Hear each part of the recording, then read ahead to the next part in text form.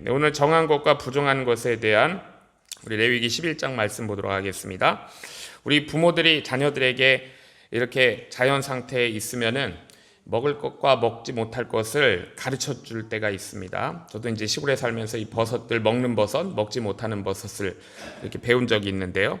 그러니까 일반적으로 독이 있는 것과 독이 없는 것을 배우죠. 왜냐하면 아이들이 독이 있는 것을 모르고 먹게 되면은 이게 죽을 수 있기 때문입니다. 하나님께서 이스라엘 백성들에게 먹을 수 있는 것, 먹을 수 없는 것을 굉장히 자세하게 엄격하게 구별해서 말씀을 내주셨습니다. 자, 우선 하나님께서는 이 모든 육지 짐승들 중에서 이스라엘 백성들이 먹을 수 있는 짐승은 무엇인가? 되새김질을 하고 굽이 갈라진 쪽발이어야 된다라고 이렇게 말씀을 하셨습니다. 하나님께서 이스라엘 백성들이 오직 되새김질하고 굽이 갈라진 짐승만 먹게 하신 것은요, 이걸 큰 의미로 보면 완전한 초식 동물만 먹게 하신다라는 걸 우리가 볼 수가 있습니다. 자, 하나님께서 또 몇 가지 동물의 예를 들어서 설명해 주셨는데요. 낙타가 있고 사반이 있고 토끼가 있고 돼지가 있습니다. 자, 우리 생각에 토끼나 돼지 같은 경우에는 얼마든지 식용으로 이렇게 먹을 수 있을 것 같은데 하나님께서는 그 성품을 보시는 거예요. 예를 들어서 이 되새김질을 하더라도 굽이 갈라지지 않았으면은 이 짐승 자체가 이게 잡식성일 가능성이 큽니다. 그러니까 잡식성의 특징은 뭐냐면 성격이 고약하고 음식을 아무거나 닥치는 대로 먹기 때문에 또 배설물에서도 지독한 냄새가 나는 것이 특징이죠. 자, 우선 하나님께서 또 낙타를 예를 들어 말씀하셨는데 낙타는 되새김질은 하지만 이 굽이 갈라지지 않아서 먹을 수 없다고 하셨습니다. 낙타나 사바는 우리 한국 사람들이 키우는 짐승이 아니기 때문에 그 습성이나 고기에 대해서 우리는 잘 몰라요. 낙타는 주로 더운 사막 지방을 통과할 때 굉장히 유용한 운송 수단으로 쓰는 짐승입니다. 낙타는 그 등에 기름을 저장하고 있어가지고 사막에서는 말보다 훨씬 잘 견디는 짐승이죠. 자, 아마 낙타는 그 몸이 굉장히 이런 더운 사막과 같은 이 극한적인 상황에 잘 견딜 수 있도록 적용되어 있기 때문에 먹는 것으로는 부적합한 것 같습니다. 그러니까 아마 하나님께서는 낙타가 식용으로는 부적합하다는 것을 아시고 이스라엘 백성들에게 먹지 말라고 하신 것 같아요. 특히 하나님은 말이라는 것은요, 아예 먹는 대상에서 포함시키시지도 않으셨습니다. 그러니까 이스라엘 백성들에게 말 자체를 아예 가지지 말라라고 말씀하세요. 왜냐하면 이스라엘 백성들이 말을 가지게 되면은요, 이 말은 옛날에 이제 무기잖아요. 하나님을 의지하지 않고 자신들의 힘과 말의 능력을 의지하게 될 것이기 때문에 우리 여호수아 11장에 보면 하나님께서 이스라엘 백성들이 가나안 땅에 들어가게 되면은 이 말의 뒷발 힘줄을 다 끊어가지고 불구로 만들라라고 이렇게 말씀하십니다. 자, 그 다음에 오늘 본문에 나오는 이 사반이라는 것은 너구리 종류예요. 너구리 종류인데요. 크기는 이 산토끼 정도만 한 거고 바위를 뛰어다니는 그런 너구리 종류입니다. 자, 이런 짐승들은요, 이 초식을 하는 것이 아니고 육식도 하고 초식도 해요. 그러니까 잡식성 짐승인 것이죠. 그러니까 잡식성 이런 짐승들은 성격이 굉장히 오묘하고 복잡합니다. 이게 분명하지 않아요.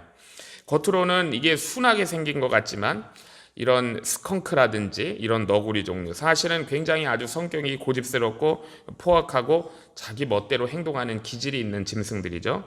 자, 이런 짐승들은 대개 이 발굽이 없습니다. 발굽이 없고 돌아다닐 때 이 발바닥으로 돌아다니죠. 그래서 아주 소리도 잘 나지 않는 그런 짐승들이에요. 자, 그 다음에 이제 토끼인데요. 토끼는 늘 입을 오물오물하고 있습니다.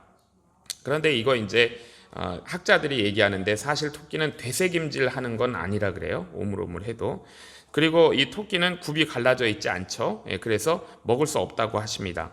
자, 우리가 생각할 때 뭐 많은 나라에서 토끼 고기를 먹고 있고요. 토끼 정도면 얼마든지 먹을 수 있을 것 같다라고 생각하는데 하나님께서는 일단 굽이 갈라지지 않은 것은 먹지 말라고 하셨습니다. 자, 그리고 돼지는 굽은 갈라져 있죠. 그렇지만은 되새김질을 하지 않기 때문에 먹을 수 없다고 하셨고요. 이 돼지는 그야말로 많은 나라에서 또 성경에서도 가장 탐욕스럽고 더러운 짐승의 상징으로 그렇게 쓰일 때가 많습니다. 지금도 그래서 유대인들은 절대 돼지고기 먹지 않아요. 무슬림들도 돼지고기 먹지 않습니다. 이 사람들은 이 돼지고기가 조금이라도 들어가 있으면은 역겨워한다라고 얘기할 정도예요. 자, 그러면 이스라엘 백성들이 먹을 수 있는 짐승은 어떤 짐승인가? 소, 양, 염소, 사슴, 사냥, 이런 것들입니다. 자, 이스라엘 백성들은 하나님께서 왜 이런 짐승들을 먹지 말라고 하는가라는 것을 이해하지 못했어요. 하나님께서 그냥 먹지 말라고 하시니까 먹지 않았습니다. 자, 그런데 우리가 이제 신약 성경을 보면은 그 먹지 말라고 하신 비밀이 신약 성경에 와서 베드로 사도에 의해서 풀리는 것을 우리가 볼 수 있어요. 우리가 사도행전 10장에 보면은 이 베드로의 그 보자기 환상이 나오잖아요. 이 구약의 음식 규례에 대한 오늘 말씀, 요것에 대한 이제 그걸 이제 넘어서고 있습니다. 거기서는 더 많은 포괄적인 말씀을 하고 있어요. 그러니까 유대인과 이방인, 그리고 정결한 사람, 부정한 사람의 경계가 허물어지는 그런 새로운 시대가 열리는 것을 말씀하시는 것이 이 사도행전 10장의 보자기 환상입니다. 더 나아가서 이 온갖 종류의 짐승들이 한 보자기에 쌓여가지고 하나님 안에서 깨끗함을 입었다라고 하시면서 어울려 있어요. 자, 이것은 예수 그리스도께서 이루어 가시는 참된 신약의 교회의 모습을 말씀하고 계시는 것이죠. 자, 우리는요 이방인 중에 이방인이었습니다. 그럼에도 불구하고 지금 우리가 하나님의 백성이 되었어요. 주님의 한 가족으로 우리가 받아들여졌습니다. 자, 그래서 우리가 이 은혜와 감격을 잊지 말아야 되는 것이죠. 또 하나님께서는 물속에 있는 생물 중에서는 비늘이 있고 지느러미가 있는 것만 이스라엘 백성들이 먹을 수 있다라고 하신 것이 9절에서 10절이고요. 비늘이 없는 대표적인 물고기는 뱀장어, 미꾸라지 이런 것이 이제 비늘이 없죠. 가물치 이런 것이 비늘이 없습니다. 자, 이것들은 이제 주로 이런 진흙 속에서 좀 깨끗하지 않은 그런 물 속에서 사는데 거의 이제 흙을 먹고 여러 가지를 먹고 sap니다. 자, 그다음에 이제 조개 종류가 있죠. 어패류가 있는데 이것들은 이제 하는 역할이 뭐냐면 육지에서 흘러 들어간 또는 땅 그 물속 안에 있는 찌꺼기들을 분해하는 그런 물속 청소부 역할을 하는 것이 이런 어패류예요. 사람들은 이것들이 이제 비늘이 없는 생선이나 어패류가 맛있고 몸에 좋다라고 이게 먹지만 하나님께서 보실 때는 이런 것들이 부정한 생물이다라고 말씀하셨습니다. 자, 그다음에 하나님께서는요 세 번째로 새 중에서 먹을 수 없는 것을 말씀하신 것이 13절부터 19절인데요. 하나님께서 먹지 말라고 하신 새들도 보면은요 거의 대부분 정확하게 이렇게 육식을 하는 새들인 것을 알 수 있어요. 고기를 먹든가 썩은 고기를 먹는 새들이죠. 자, 육식을 하는 것은 이 새들도 굉장히 공격적이고 아주 사납습니다. 특히 이 죽은 시체를 먹기 때문에 이 더러운 것들이 굉장히 많아요. 자, 그리고 이렇게 육식을 하는 새들은 고기 자체가 맛이 없죠. 육식을 하는 동물도 마찬가지예요. 짐승들도 고기가 맛이 없고 굉장히 질깁니다. 그래서 실제로 먹을 수 없는 것이 대부분이에요. 그 다음에 네 번째로 하나님께서 곤충들 중에서 먹을 수 없는 것을 말씀하셨는데 곤충들 중에 이스라엘 백성들이 먹을 수 있는 곤충은 날개가 있으면서 발이 있는데 발이 뛰는 거예요. 메뚜기 종류밖에 없다라고 볼 수 있습니다. 20절에서 21절이고 그리고 거의 대부분의 곤충들은 먹을 수 없는 것들이에요. 자, 그러면 하나님께서 사실 이 수많은 곤충들을 세상에 허락하신 이유가 무엇일까? 자, 사람들이 그것을 먹기 위해서 존재한 게 아니죠. 곤충이라는 것은 여러 용도가 굉장히 많습니다. 예를 들어서 우리가 벌을 봐도요. 벌 같은 경우에는 사람들이 그 벌을 이렇게 잡아먹는 것이 아니고 이 벌이 날아다니면서 이 꽃 안에 들어가 이 식물들의 수정을 돕는 일을 하죠. 자, 식물로 하여금 열매를 맺게 하는 것이 이 벌들의 주된 목적입니다. 자, 벌이 없으면은 이 대부분의 식물들은 수정이 될 수가 없는 거예요. 자, 그리고 또 이 벌이라는 것은 꿀을 모아가지고 우리 사람들에게 맛있는 그런 꿀을 제공하기도 하죠. 자, 그런데 보면은요, 이 벌들의 세계에도 이렇게 꿀벌처럼 우리들에게 아주 이로운 벌도 있지만 이 꿀벌을 죽이고 잡아먹는 말벌 같은 악한 벌도 있는 걸 우리가 볼 수가 있습니다. 자, 그 다음에 이제 나비도 우리가 먹으라고 있는 게 아니잖아요.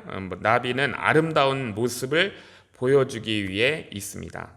자, 그리고요 개미도 있잖아요. 자, 개미는 먹는 사람이 있는지 모르겠지만 개미도 우리에게 교훈을 주고 있습니다. 우리가 잠언 6장 6절을 말씀을 보면 게으른 자여 개미에게로 가서 그 하는 것을 보고 지혜를 얻으라라는 말씀이 있습니다.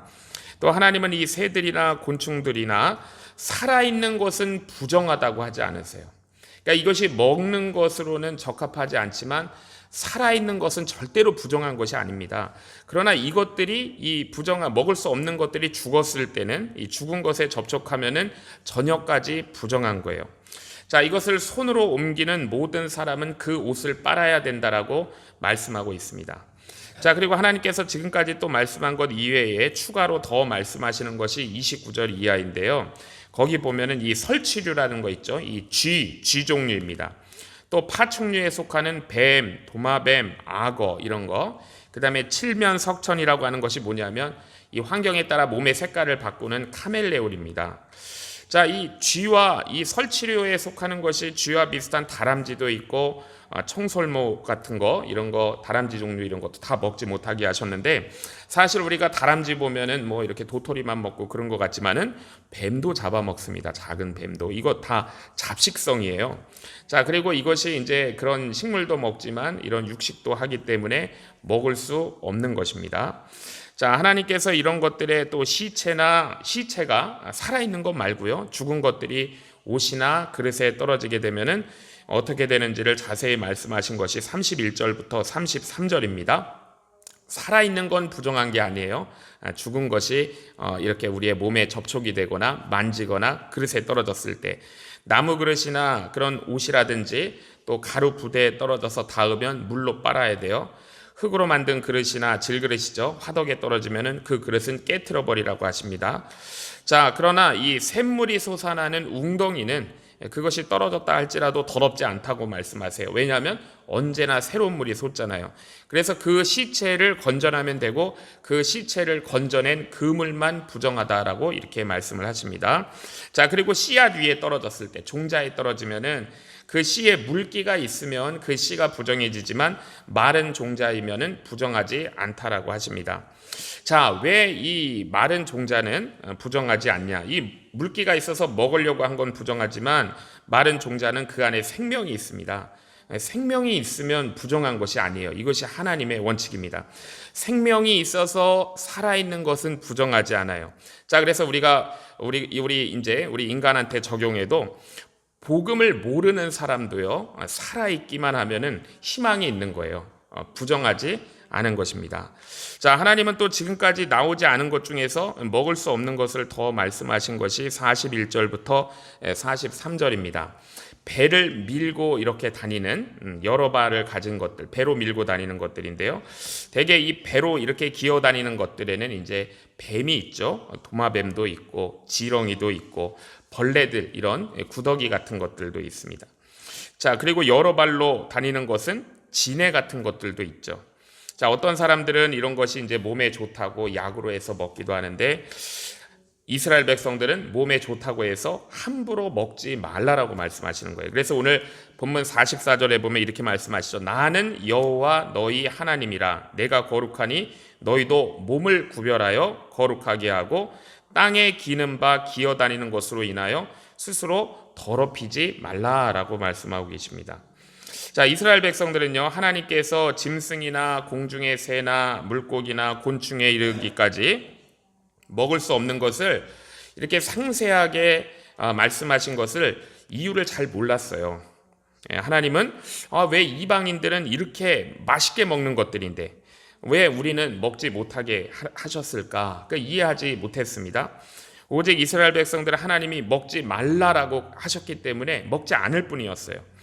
자, 그런데 다행하게도 하나님께서 먹지 말라고 하신 것들을 보면은 되게 맛이 없는 것들이 많아요. 그리고 더러운 것들이 많아요. 그래서 굳이 먹지 않아도 되는 것들이었습니다. 자, 그런데 왜 하나님께서 이런 것들을 먹지 못하게 하셨는지는 여전히 미스테리였어요. 그러다가 제가 좀 전에 맨 처음에 언급한 것처럼 이것이 이제 베드로 사도에 의해서 밝혀지게 되는 것이죠. 사도행전 10장입니다. 하나님께서 오래전에 정하신 먹을 수 있는 것, 먹을 수 없는 것은 하나님께서 우리 인간들 사이에 만들어 놓으신 구별이었습니다. 구별이었어요. 우리가 보기에는 모든 사람이 다 똑같은 것 같지만 하나님 앞에서 이방인들은 너무나 공격적이에요. 성격도 강팍하고 도저히 하나님을 받아들일 수 없는 사람들.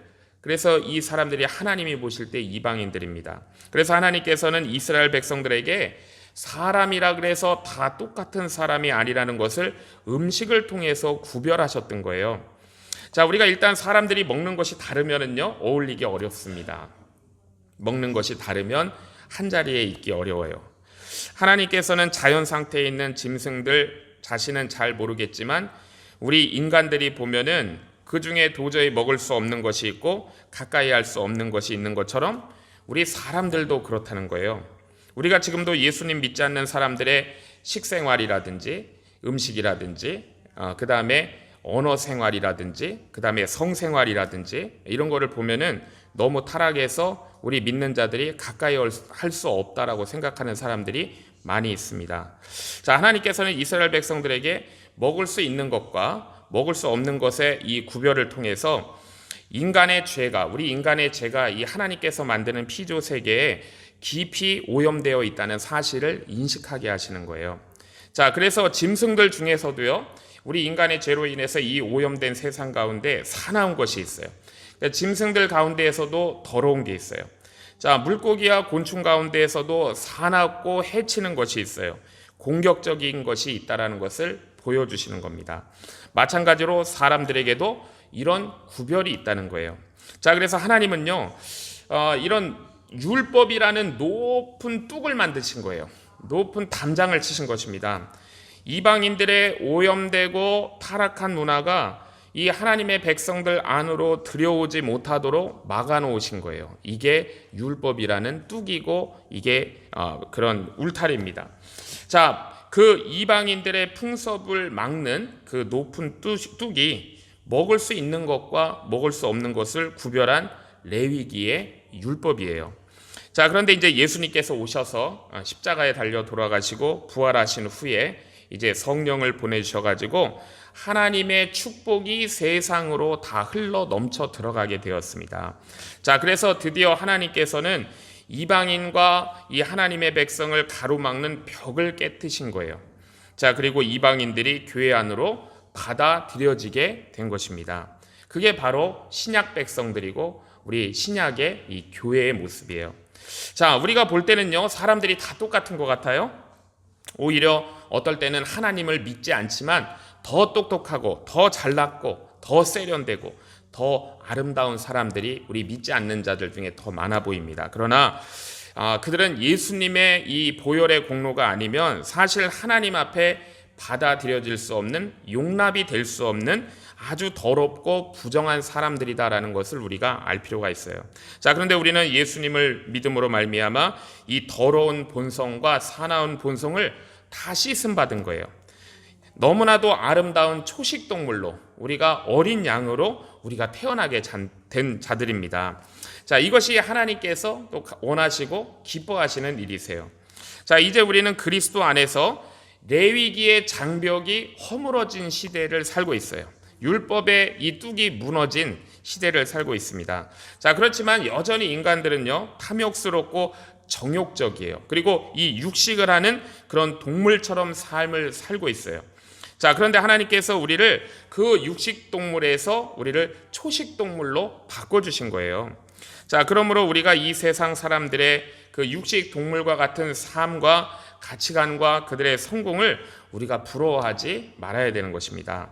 자, 우리는 그러면 어떤 존재가 되는가? 우리 하나님이 기뻐하시는 정말 먹음직한 초식 동물이 되어야 되는 거예요. 자, 오늘도 우리에게 우리 사도행전 10장에 보면 그 고넬료 가정에 임했던 그 성령께서 충만하게 임하셔서 그래서 우리는 이렇게 하나님의 백성으로 또 천국의 기쁨을 기뻐하고 하늘의 영광으로 만족하며 사는 저와 주의 성도님들 되시기를 주의 이름으로 축복합니다. 기도하겠습니다. 하나님 아버지, 오늘 주신 말씀을 통하여 저희에게 먹을 것과 먹지 못할 것을 구별하게 하신 하나님의 뜻 가운데 저희를 거룩한 백성으로 부르시고 세상과 구별된 삶을 살게 하시려는 주님의 깊은 사랑을 보게 하시니 감사합니다. 주님, 저희가 예수 그리스도의 보혈로 깨끗함을 입은 자들임을 잊지 않고 이 세상의 가치와 욕심을 부러워하지 않게 하옵소서. 이방인과 유대인의 벽을 허무시고 저희를 하나님의 가족으로 삼아주신 은혜를 기억하며 감사하는 삶을 살게 하옵소서. 우리의 삶이 옛사람의 습관을 따르지 않게 하시고 탐욕과 정욕의 삶이 아니라 하나님이 기뻐하시는 거룩한 삶으로 변화되게 하옵소서. 말과 행실과 마음과 생각까지 주님 보시기에 정결하여 세상 속에서 하나님이 기뻐하시는 하나님 백성으로 살게 하옵소서. 성령 하나님, 오늘도 저희 가운데 충만하게 임하셔서 고넬료 가정에 임하셨던 그 은혜처럼 저희의 가정과 교회에 충만하게 역사하여 주옵소서. 하늘의 기쁨으로 기뻐하게 하시고 세상이 줄 수 없는 영광과 만족으로 살게 하옵소서. 오늘 주신 말씀 붙들고 하루를 살아갑니다. 저희의 삶이 하나님께 드려지는 산제물 되게 하시고 우리를 두신 곳에서 우리 주님의 향기 나타나게 하여 주시옵소서. 예수님의 이름으로 기도하옵나이다. 아멘. 하늘에 계신